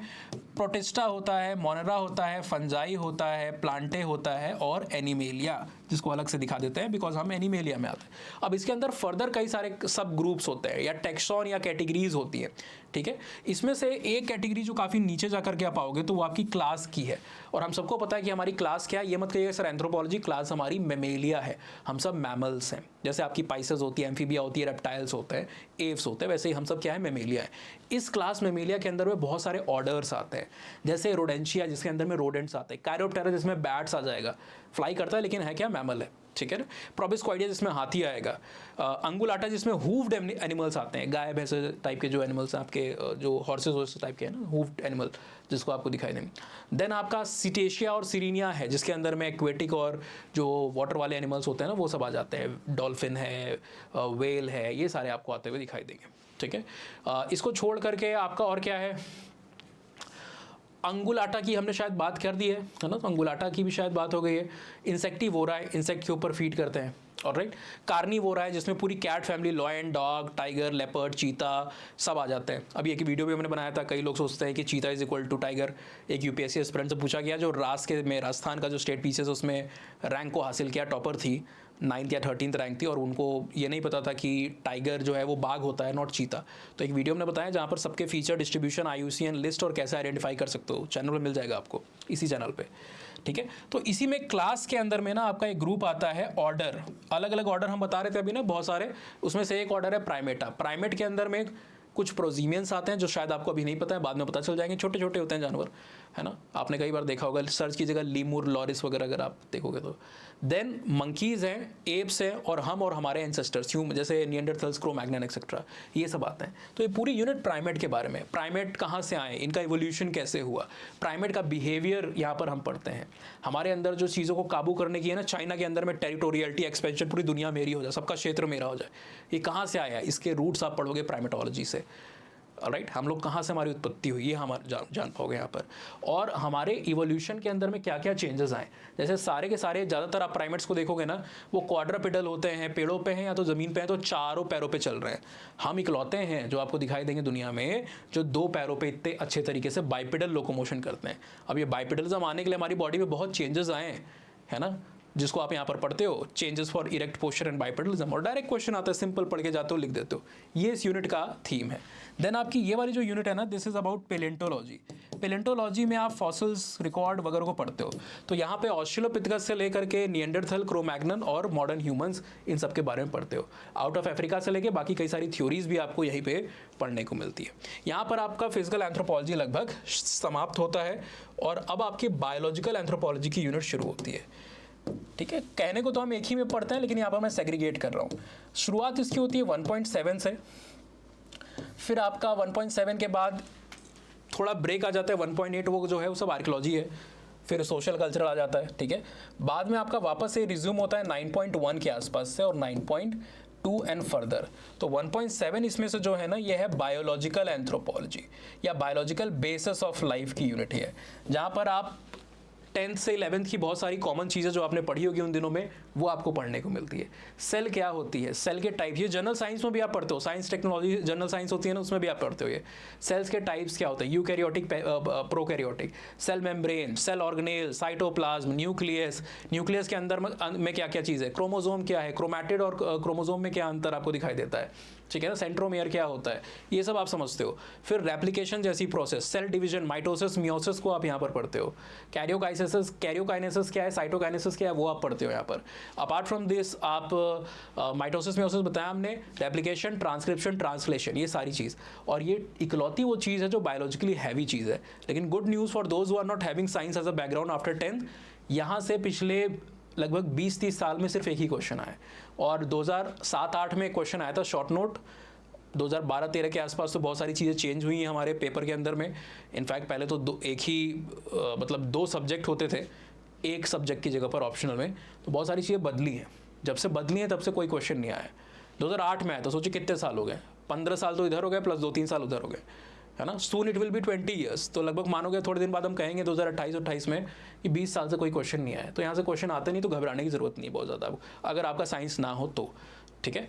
अगली बात यहाँ पर जो 9.1 है 9.2 है, अब ये वाला पोर्शन तो हमारे चार्ट में अच्छे से बताया गया है, तो हम इसी में आ जाते हैं। ये आपकी ह्यूमन जेनेटिक्स वाली यूनिट्स हैं, एंथ्रोपोलॉजिकल थ्योरीज, लैंग्वेज, ये पोर्शन आ गया, ठीक है, पार्ट 1। सबसे पहले यहाँ पर आप पढ़ते हो ह्यूमन जेनेटिक्स के अंदर में जेनेटिक्स होती क्या है और जेनेटिक्स के अलग अलग तरीके क्या है, ट्विन्स क्या होते हैं, ट्विन की स्टडी कैसे हमें जेनेटिक्स में हेल्प करती है, इम्यूनोजेनेटिक्स क्या होती है, ये सारे मेथड्स को आप पढ़ते हो। देन ये अगली यूनिट आपकी जो है वो मेंडेलियन जेनेटिक्स में, स्पेसिफिकली मेंडल्स के लॉ आप यहाँ पर पढ़ते हो, मेंडल के लॉ के एक्सेप्शन आप यहाँ पर पढ़ते हो। सिंगल फैक्टर और मल्टी फैक्टर इनहेरिटेंस क्या होती है, नाम से बड़ा बड़ा लगता है, बड़ी सिंपल चीज़ है। कुछ हमारे ऐसे ट्रेट्स होते हैं, लक्षण होते हैं हमारे, जिसको कंट्रोल करने के पीछे एक ही जीन का रोल होता है, सिंगल जीन का रोल होता है, ठीक है ना। कई सारे ऐसे फैक्टर, जैसे ब्लड ग्रुप हो गया हमारा, एक क्रोमोसोम पे मिलते हैं, सिंगल फैक्टर सिंगल जीन। कई सारे हमारे ऐसे लक्षण हैं, फैक्टर हैं, ट्रेट हैं, जिनके पीछे कई सारे जीन्स इन्वॉल्व हो सकते हैं, और जीन्स के साथ साथ इन्वायरमेंट का भी इफेक्ट हो सकता है। जैसे हमारी हाइट है, स्किन कलर है ना, ये पॉलीजेनिक ट्रेट्स कहलाते हैं। पॉली मतलब मैनी, जेनिक मतलब जीन्स, बहुत सारे जीन्स का यहाँ पर, तो ये सब आप यहाँ पर इस पोर्शन के अंदर में पढ़ते हो। देन आपकी यूनिट 9.3 है, यहाँ पर जेनेटिक पॉलीमॉर्फिज्म पढ़ते हो आप, और भी कई इंटरेस्टिंग चीज़ें हैं, जैसे म्यूटेशन क्या होता है, हार्डी मेंबर, ये सब आपने 9वीं 10वीं में पढ़ी है। ये सब यहाँ पढ़ के आप अच्छे मार्क्स ला सकते हो, है ना। सिंपल चीज़ है। अगर पढ़े हो बहुत समय हो गया, आपको लग रहा है कि ब्लर हो गया, हम ऐसे पढ़ाते हैं जैसे आप पहली बार जिंदगी में पढ़ रहे हो, तो do not need to worry about that. एक और बड़ी इंटरेस्टिंग चीज़ है यहाँ पर, कंसंग्यूनियल मैरिजेस। कई कल्चर्स में कज़न से मैरिज करने का एक सिस्टम होता है, इसके जेनेटिक इफेक्ट क्या है और इसके लिए सोशल लॉज क्या होते हैं, दोनों चीज़ को पढ़ोगे। एक तरफ कल्चर के बारे में पढ़ रहे हो, कल्चर उसके ऊपर क्या कहता है, मोस्ट ऑफ द कल्चर में इंसेस्ट टैबू होता है, कुछ लोग को पता होगा, जिनको नहीं पता वो पढ़ेंगे इसमें। और दूसरी चीज़ इसके अंदर में होती है इसका जेनेटिक इम्पैक्ट। रिसर्चेज इसके ऊपर अलग अलग व्यूज़ को दिखाती है, हम दोनों व्यूज़ को पढ़ेंगे, प्रोज एंड कॉन्स दोनों को पढ़ेंगे। प्रोज कॉन्स न्यूट्रल क्या है ना, बिकॉज साउथ में कॉमनली है अंकल नीज मैरिज और क्रॉस कज़न मैरिज होती है। मुस्लिम्स के बीच में भी दुनिया भर में आपको ये दोनों टाइप की मैरिजेस, जो कज़न पैरेलल है और क्रॉस है, वो दिखाई देती है। हिंदूज़ को लगता है खास करके हमारे बीच में नहीं है, साउथ में होती है, लेकिन मान लो आप ये भी कहोगे कि साउथ में थोड़ा सा अलग ट्रेडिशन रहता है, नॉर्थ में एटलीस्ट नहीं होती है, पर ये भी गलत है। अगर आप हमारे खुद के भगवान को देखोगे ना, श्री कृष्ण जी को, कृष्ण जी ने जो बहुत सारी शादियाँ की थी, उनकी 8 मुख्य भार्याएँ थी, 8 मेजर वाइफ्स थी, उसमें से एक थी मित्रांगदा। आपने रुक्मणी जी का नाम सुना होगा, आपने सत्यभामा का नाम सुना होगा, तो मित्रांगदा आई एम नॉट श्योर आपने सुना है कि नहीं सुना है, ये इनकी एक मुख्य रानियों में से एक थी और ये इनकी कज़न लगती थी। इनफैक्ट सुभद्रा जो इनकी बहन थी कृष्ण जी की, है ना, और अर्जुन की वाइफ थी, तो इनके बीच में भी जो मैरिज हुई ये क्या है, कज़न मैरिज है। बिकॉज कृष्ण जी और सुभद्रा जो भाई बहन थे, कुंती जी जो अर्जुन जी की मदर वो उनकी बुआ लगती थी, तो it is a type of cross cousin marriage जो आपको देखने को मिल रहा है, करेक्ट। इसके बारे में भी आप डिटेल में पढ़ते हो। कल्चरल क्या है इसके ऊपर एस्पेक्ट, हिस्टोरिकल, और इसका जेनेटिक इम्पैक्ट क्या है, एक साथ इतनी सारी चीज़ें पता चलेंगी। यूजुअली भारत में क्या दिक्कत है, किसी को कल्चर पता है, इंजीनियरिंग वाले बच्चों को साइंटिफिक चीज़ें पता है, साइंस से रिलेटेड, उसको कल्चर के बारे में नहीं पढ़ा। एंथ्रोपोलॉजी सब्जेक्ट पढ़ते हो ना, तो दोनों पे पकड़ होती है, आप अलग ही स्मार्ट बन करके निकलते हो। देन आपकी 9.4 आती है, जो साइंस एंड टेक के हिसाब से भी, आप जनरल साइंस के हिसाब से भी इंपॉर्टेंट हो जाती है, प्रीलिम्स में भी कई बार क्वेश्चन आ सकते हैं यहाँ पर। यह है क्रोमोसोमल एब्रेशन। क्रोमोसोम के अंदर में जो अलग अलग डिसऑर्डर आते हैं, ये भी 9-10 में हमने पढ़ा होता है। डाउन सिंड्रोम है, क्लेनफेल्टर सिंड्रोम है, अलग अलग तरीके के डिसऑर्डर्स, और इनके अंदर में क्या होता है और इसका ट्रीटमेंट क्या है, वो चीज़ यहाँ पर आप ब्रीफली पढ़ते हो। बड़ा इजी यूनिट है हमारी। इसको छोड़ के भी इसके अंदर में और भी चीज़ें हैं, जैसे जेनेटिक स्क्रीनिंग होती है, डीएनए फिंगरप्रिंटिंग होती है ना, डीएनए फिंगरप्रिंटिंग वगैरह बाद में भी आपका है, उसके हम डिस्कस करेंगे। देन आपका 9.5 9.6 आता है, ये रेशियल वेरिएशन की बात करता है। मतलब क्या है, हम सब बात करते हैं ना कि एक वाइट्स होते हैं जिनको कॉकोसॉइड कहते हो, ब्लैक होते हैं जिनको नीग्रोइड कहते हो आप, है ना। देन आपके मंगोलॉइड्स होते हैं, जो मंगोलिया के, चाइना वगैरह के अंदर में जो लोग आपको दिखाई देते हैं, उनको आप देखते हो। कई बार नॉर्थ ईस्ट के लोग में मंगोलियन ट्रेट होते हैं, तो उनको यहाँ पर चाइनीज़ या ऐसे लोग बोलते हैं, इस तरीके से गलत है, बिल्कुल नहीं बोलना चाहिए। तो रेसिज्म आप यूजुअली एथिकल पर्सपेक्टिव से पढ़ते हो। हम इस यूनिट में जब यहाँ पर एंथ्रो में आप पढ़ोगे ना, तो रेस और रेसिज्म के बारे में आप एक मल्टीफिसिटेड आइडिया को समझने की कोशिश करोगे। मतलब कहाँ से ये डिफरेंसेस हमारे बीच में आते हैं, क्या क्राइटेरिया होते हैं रेस फॉर्मेशन के, बालों के बेस पे, हाइट के बेसिस पे, फेस के फीचर के बेसिस पे, है ना, हेड की लेंथ विड्थ के बेसिस पे, और भी कई सारे फैक्टर्स के बेसिस पे हम रेशियल डिफरेंसेस को ऑब्जर्व करते हैं, फिर डिसाइड करते हैं कौन किस रेस में बिलोंग करता है। अब ये फैक्टर्स, ये डिफरेंसेस कहाँ से आते हैं, क्यों आते हैं, इनको भी समझोगे। दुनिया में मेजर रेस कौन सी हैं, इनको भी समझोगे आप यहाँ पर। बड़ी इंटरेस्टिंग यूनिट है। देन 9.6 BC से जुड़ी है, ये जेनेटिक मार्कर्स की बात करती है। हमारे आप में अलग अलग तरीके के जेनेटिक डिफरेंसेस आपको दिखाई देते हैं। जेनेटिक मार्कर एक तरीके से किताब को आप पढ़ते हो ना तो हाईलाइटर्स का यूज़ करते हो, तो एक टेक्स्ट को हाईलाइट करता है। वैसे जेनेटिक मार्कर्स हमारे डिफरेंसेस को एक तरीके से हाईलाइट वहाँ पर करने का काम कर रहे होते हैं। बड़ा इंटरेस्टिंग यूनिट है ये भी, ठीक है। नेक्स्ट 9.7 9.8 है इकोलॉजिकल और epidemiological anthropology. Ecological anthropology human और इन्वायरमेंट के रिलेशनशिप को एक्सप्लोर करती है। ह्यूमन कितना ज़्यादा इंटरेक्ट करते हैं, इन्वॉल्व है इन्वायरमेंट के साथ अपने। कई जगहों पे आप देखोगे हमारा कल्चर, हमारा खाना पीना, ये सब हमारे इन्वायरमेंट से एक समय पे डिटरमाइन होता था, जब तक साइंस बहुत ज़्यादा स्ट्रांग नहीं हुई थी। फॉर एग्जांपल अभी भी आप देखोगे आर्कटिक के अंदर में लंबे समय तक लोग जो हैं, एस्किमोस के बारे में सुना होगा, उनके इग्लूज की इमेजेस बचपन में देखी गई होंगी, आपने देखी होंगी या पढ़ाई गई होंगी आपको। एस्किमोस के बीच में क्या होता है, उनके इग्लू जो होते हैं वो क्यों बना रहे हैं, वैसी चीज़ आपको कहीं और क्यों नहीं देखने को मिलती है? बिकॉज उनका इन्वायरमेंट, कल्चर डिटरमाइन करता है वो क्या बनाएंगे। उनके खाने में सील्स जो जानवर होते हैं और करीबू हिरन टाइप का जो एनिमल होता है उस इलाके में पाया जाता है, ये बहुत खाते हैं और लिकर भी काफ़ी पीते हैं। कोल्ड क्लाइमेट में ज़्यादा लोग पीते हैं, क्यों? बिकॉज मेटाबॉलिक रेट को हाई बढ़ा करके रखना है, जिससे गर्मी ज़्यादा वहाँ पर एक गर्मी आपको बनी रहेगी आपके शरीर के अंदर में, ठीक है ना। तो ये क्यों देख रहे हो आप, इन्वायरमेंट का इम्पैक्ट है हमारे, हम क्या खाते हैं, क्या कैसे रहते हैं, किस तरीके घर बनाते हैं। कपड़े भी देखोगे तो एनिमल के स्किन के बना रहे हैं, वो मोटे मोटे स्किन के बने हुए कपड़े, फर के बने हुए कपड़े, जो कि इंसुलेशन प्रोवाइड कर रहे हैं, ठंड से बचा रहे हैं। और वहीं आप जाकर के देखोगे कालाहारी या डेजर्ट नामीबिया के आसपास जो ट्राइब्स है, ग्रुप्स है, सूडान के आसपास, अफ्रीका में जो ग्रुप्स आपको दिखाई दे रहे हैं, उनका बिल्कुल अलग है खाना पीना, घर, एक्टिविटी, सब कुछ, बिकॉज उनका इन्वायरमेंट अलग है। तो यहाँ पर एक और चीज़ को आप पढ़ते हो, हमारी बॉडी कैसे रिएक्ट करती है, कोप करती है जब हम अलग अलग तरीके के इन्वायरमेंटल स्ट्रेस में जाते हैं। ट्रिप के लिए बहुत ऊपर जाते हो, कभी आप चलो, क्या है आपका उधर पूरे लद्दाख सर्किट, स्पीति सर्किट आप लेते हो तो खारडुंगला है आपका, है ना, बारालाचा है आपका, इन सारी जगहों पे आप जाते हो। सिक्किम में गुरुडोंगमर हाईएस्ट लेक है, सबसे ऊंचाई पे आपको देखने को मिलती है, इन सब पे जाओगे आप। 0 पॉइंट भी है आपका सिक्किम के अंदर में। अरुणाचल में भी आप देखो हाई अल्टीट्यूड रीजन है। तो जब भी आप अक्सर 4,500 5,000 मीटर, नॉट फीट, की ऊंचाई को पार करते हो, 15,000 से 20,000 फीट की ऊंचाई पे जब आप जाते हो तो आपकी बॉडी अचानक से इंटरेक्ट करती है। हाइपॉक्सिया जैसी कंडीशन, एनोक्सिया जैसी कंडीशन भी आ सकती है। तो हमारी बॉडी का मैकेनिज्म क्या होता है, आपको सामने तो कुछ नहीं दिख रहा है, सिर्फ तकलीफ महसूस हो रही है, पर हमारी बॉडी कैसे कोप करती है वो पढ़ोगे। और जो वहाँ के इनहेबिटेंट्स हैं, एवरेज पे देखोगे ना, जब भी कोई करता है, बड़ी महंगी चीज़ है, आपकी फॉर्च्यूनर के साथ में एक छोटी मोटी गाड़ी और निकल जाएगी, इतना पैसा लगता है एवरेस्ट को क्लाइम करने में। मिनिमम आप लेके चलो 40 से 70 लाख रुपए कई बार लग जाते हैं पूरा एवरेस्ट, बेस कैंप की नहीं, टोटल एक्सपीडिशन की बात कर रहा हूँ। तो वहाँ पर शेरपास भी आपको असाइन किया जाता है। अब वो शेरपास तो मज़े में चीज़ों को उठा के ले जा रहे हैं और आप अकेले वहाँ पर नहीं जा पा रहे हो बिना असिस्टेंस के। क्यों? ऐसा क्या उनकी बॉडी में, तिब्बतन्स के बीच में, स्पिथियंस के बीच में। तो वो सारी चीज़ों को आप वहाँ पर पढ़ते हो, है ना, how we interact with the environment. Very interesting. Next आपकी जो यूनिट है वो हमारी एपिडेमियोलॉजिकल एंथ्रोपोलॉजी है। एपिडेमियोलॉजिकल एंथ्रोपोलॉजी मतलब बीमारी के कॉज को यहाँ पर पढ़ने समझने की कोशिश करती है। यहाँ पर इन्फेक्शियस, नॉन इन्फेक्शियस डिजीजेस के बारे में बात होती है और एंथ्रोपोलॉजिकल टर्म्स में बात होती है, रैंडम टर्म्स में नहीं। यहाँ जो चीज़ें ना बड़ी इंटरेस्टिंग होती है, बिकॉज उसके अंदर में कल्चर का टोन होता है। मैल न्यूट्रिशन को जब आप एक बायोलॉजी के अंदर में पढ़ोगे या कहीं पर न्यूट्रिशन साइंस के अंदर में पढ़ोगे तो उसके अंदर में सिर्फ साइंटिफिक बातों क्या आएगा, ये नहीं खाया तो ये हो गया, वो नहीं खाया तो वो नहीं गया, प्रोटीन नहीं है तो ये डिफिशियंसी हो गई, विटामिन बी नहीं है, डी नहीं, ऐसे। यहाँ पर आप कल्चरल फैक्टर्स को पढ़ोगे कि हमारे कल्चर, हमारा रिलीजन, हमारे बिलीफ कैसे हमारे बीच में बीमारी ला सकते हैं। तो बड़ा इंपॉर्टेंट है एपिडेमियोलॉजिकल एंथ्रोपोलॉजी, एपिडेमियोलॉजी और एंथ्रोपोलॉजी को इंटीग्रेट करता है। It's a one of a kind field. Next आपकी जो यूनिट है वो यूनिट 12th है, यहाँ पर होगी शायद 9.8 के बाद, नहीं सॉरी पहले तो 10th है। यूनिट 10th आपकी one of the largest unit है इस पर्टिकुलर फिजिकल एंथ्रो के पोर्शन में, इनफैक्ट आपके सिलेबस में भी। यहाँ पर ग्रोथ और डेवलपमेंट को पढ़ते हो आप। हम अपनी पूरी लाइफ में ना डे 1 से ग्रो कर रहे होते हैं, एजिंग होती है। एजिंग कैसे होती है, हम बूढ़े क्यों होते हैं, इसको समझाने की अलग अलग थ्योरीज क्या है, क्या एजिंग को रोका जा सकता है, हम जब बड़े होते हैं तो उसकी अलग अलग स्टेजेस क्या है, उन स्टेजेस में क्या चेंजेस आ रहे होते हैं, ये सारी चीज़ों को आप पढ़ोगे। देन यूनिट 11 आपकी डेमोग्राफी से रिलेटेड है।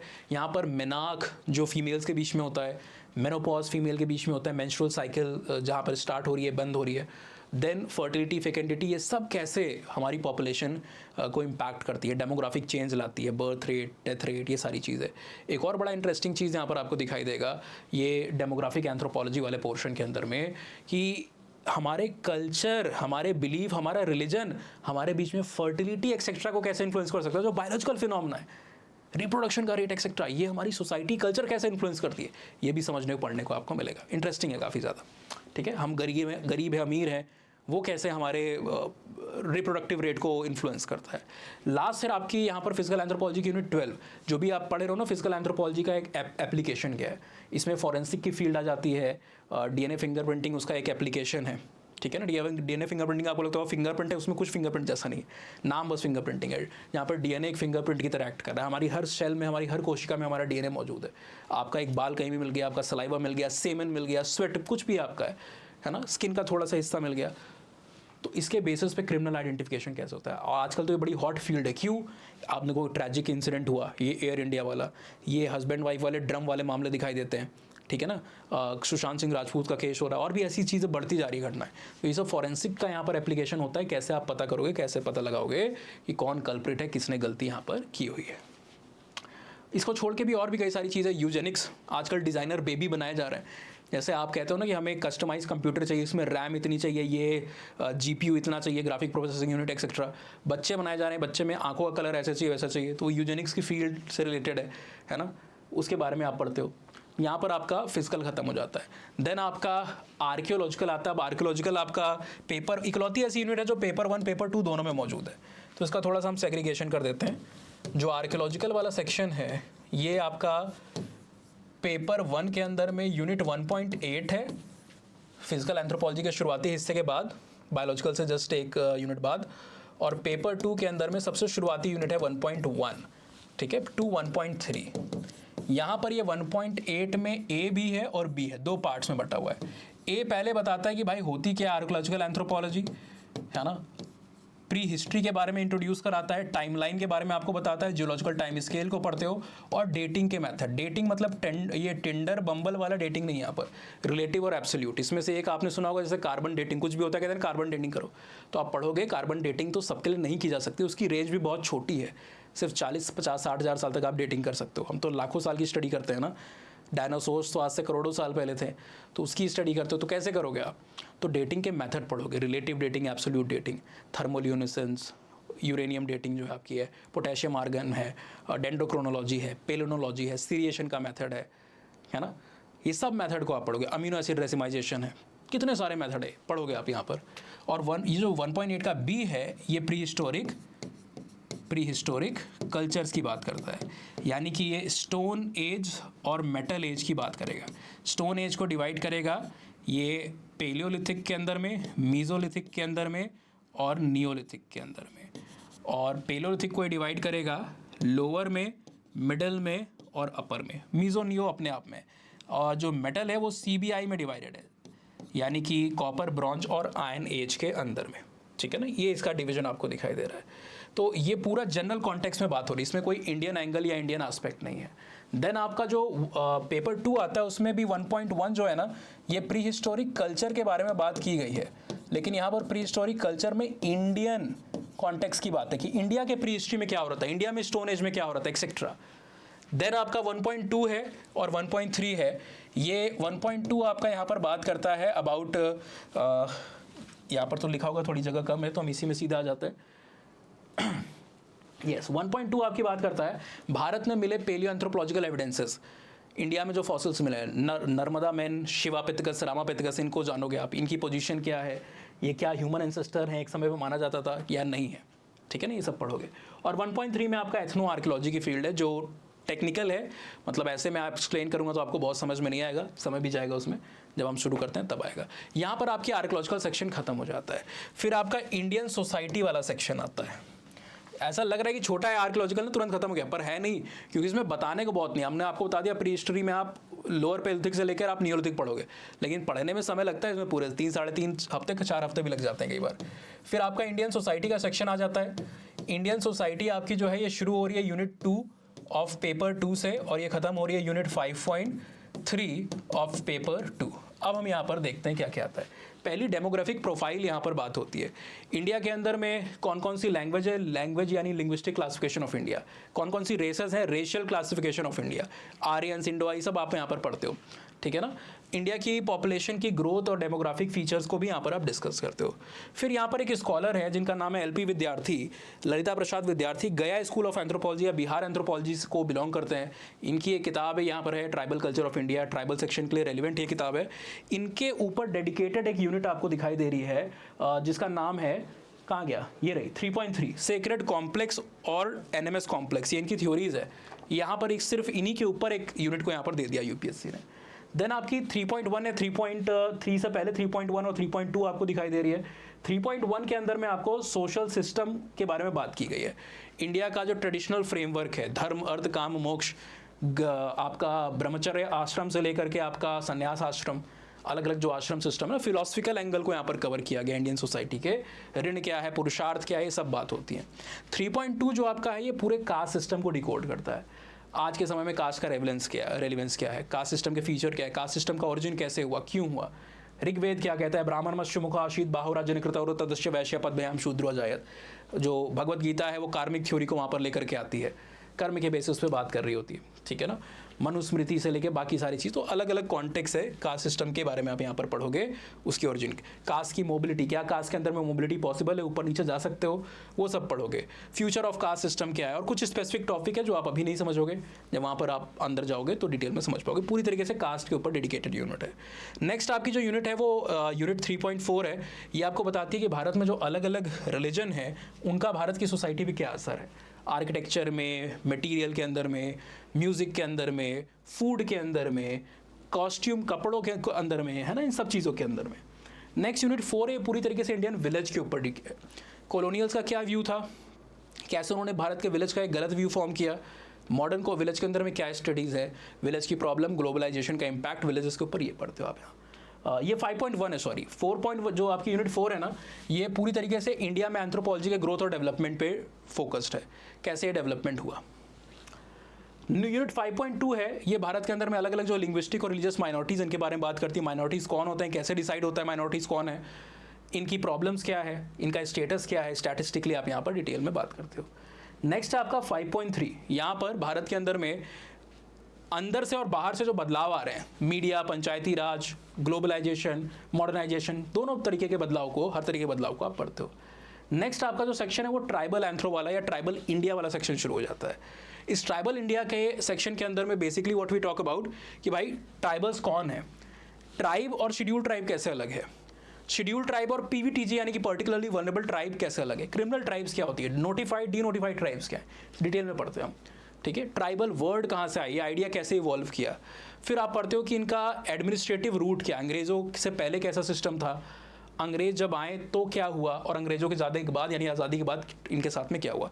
तो पॉलिसी और एडमिनिस्ट्रेशन का कैसे बदलाव हुआ है वो आप पढ़ते हो, हमारा क्या अप्रोच रही है उसको आप पढ़ते हो, इनकी प्रॉब्लम्स को पढ़ते हो। लैंड एलिनेशन, ज़मीन छीन ली, है ना, इनका तो 3 मेजर मुद्दे क्या है, जल और आपका जो यहाँ पर जर, ज़मीन और जंगल, ये 3 इनके मुद्दे हैं।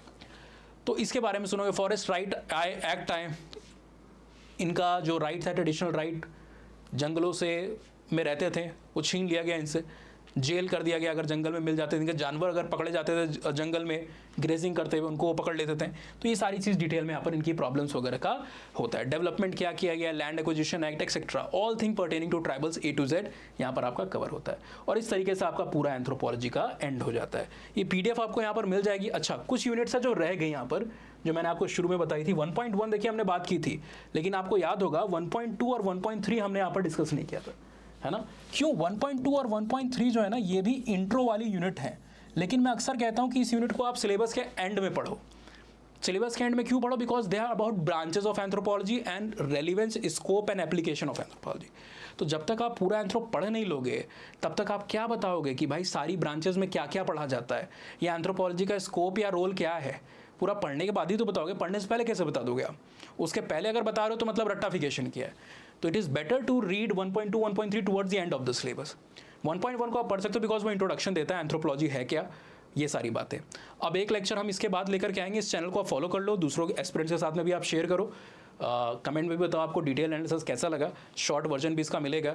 हमने कहा था 15-20 मिनट, लेकिन एक एक चीज़ को डिटेल करने में 1 घंटे लगे। नेवर माइंड, छोटा वर्जन लेकर के आएंगे इसका। एक और बात मैं आपको बताता चलूँ, इस चैनल के ऊपर एम्बर एंड एम्बर की कवरेज से लेकर एंथ्रोपोलॉजी की जितनी भी मेजर बुक है उनका यहाँ पर डिस्कशन हम करने वाले हैं। तो चैनल के साथ में जुड़ जाइए। कंटेंट आपको अगर चाहिए तो आप मुझे यहाँ पर कमेंट सेक्शन के अंदर में PDF टाइप कर सकते हो।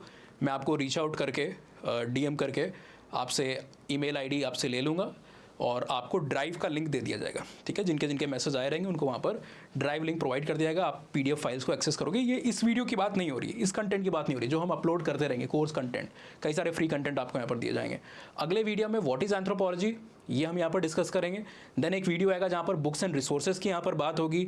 How to study anthropology, self study कैसे करें उसकी भी बात होगी। 100 डेज में एंथ्रोपोलॉजी को कैसे कवर करें, मेंस के लिए क्या अप्रोच होनी चाहिए उसकी भी हम यहाँ पर बात करेंगे, एक वीडियो लेकर के आएंगे। ये सब एक एक करके वीडियो आने वाले हैं, ठीक है ना। तो रिवीजन कैसे करें, नोट मेकिंग के ऊपर टिप्स लेकर के आएंगे। सो बी विद अस, इस चैनल के साथ में जुड़ जाइए। ये आपका वन स्टॉप एंथ्रोपोलॉजी का सोल्यूशन होगा। फ्री में हम यहाँ पर एंथ्रोपोलॉजी की एजुकेशन आपके लिए इंश्योर करने वाले हैं, without any click bait type of system, कि सिर्फ बोलने के लिए नहीं, वो असल में हम करके यहाँ पर आपके साथ में दिखाएंगे। वीडियो कैसा लगा चैट बॉक्स के अंदर में ज़रूर बताइएगा। आपका जो कमेंट है, आपका जो हौसला अफजाई है, वो हमें और भी ज़्यादा इस के अंदर में मेहनत करने पे, फोकस करने पे प्रेरित करेगा हमें। Thank you very much, have a very nice day, goodbye, take care, see you.